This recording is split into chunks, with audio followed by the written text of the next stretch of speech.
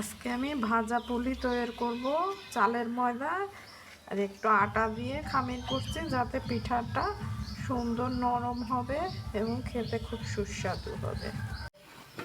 আমি নারকেলের পুরটা তৈরি করছি। এর ভিতরে আমি গরম মশলা, একটু সুজি আর গুঁড়ো দুধ, চিনি একসঙ্গে দিয়ে এই যে পুরটা তৈরি করছি। দেখেন তৈরি হয়ে গেছে প্রায়।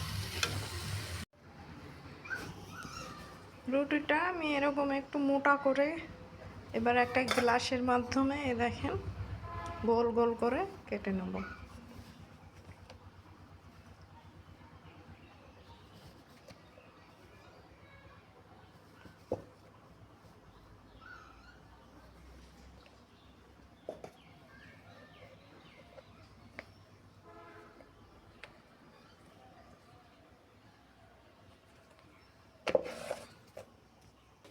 যাদের ডায়াবেটিস আছে তারা এইভাবে 5 রকমের সবজি দিয়ে পিঠা তৈরি করে খাবেন।